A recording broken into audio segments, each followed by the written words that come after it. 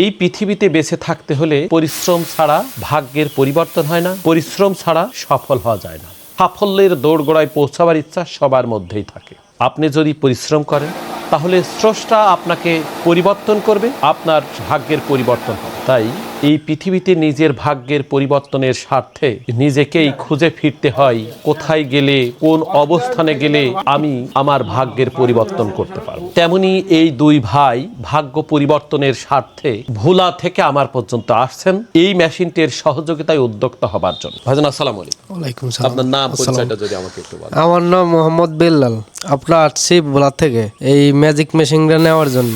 অনেকদিন ভিডিও দেখছি, প্রায় 3 মাসের মতো এই ভিডিও আমি অনেকদিন দেখছি। এই ভিডিও দেখে আমার পছন্দ হয়েছে, আবার কথা কাজে আমি আইসা মিল পাইছি, এই জন্য আমি মেশিনটা গ্রহণ করছি। অনেক কষ্ট করে আসছি, বহুত গাড়ি ফাল্টাইতে হয়েছে।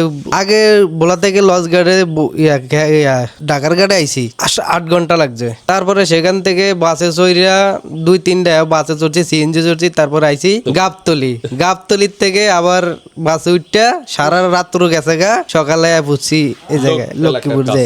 এই যে এতটা কষ্ট স্বীকার করে নিয়ে আমাকে বিশ্বাস করে আসছেন, যে সেই বিশ্বাসের মর্যাদাকে আমি রাখতে পারবো বলে আপনি মনে করেন?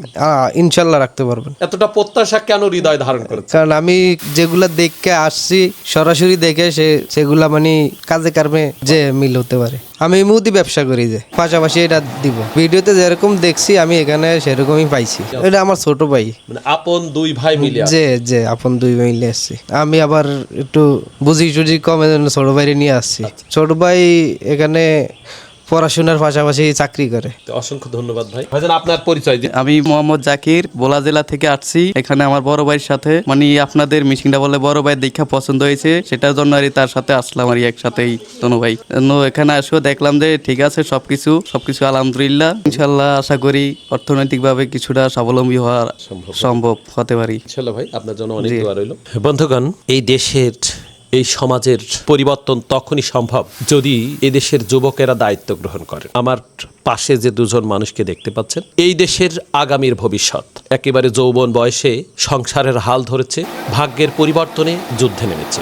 এই দেশ পরিবর্তন হতে আর বেশি সময় অপেক্ষা করা লাগবে না যদি দেশের যুব সমাজ এই দেশের অর্থনীতির পরিবর্তনের দায়িত্ব গ্রহণ করেন। এই দেশে 75 লক্ষ যুবক কিন্তু বেকার আছেন। এই 75 লক্ষ যুবক যদি এইরকম কোনো না কোনো ব্যবসার সঙ্গে যুক্ত হয়, তাহলে দেশ অবশ্যই দ্রুত সময়ের মধ্যে সমৃদ্ধির পথে ধাবিত হবে। সেই প্রত্যাশা রেখেই সবার কাছে দোয়া চেয়ে আজকের মতো বিদায় নিচ্ছি। দেখা হবে অন্য কোনো ভিডিওতে। আসসালামু আলাইকুম ওয়া রাহমাতুল্লাহি ওয়া বারাকাতুহু।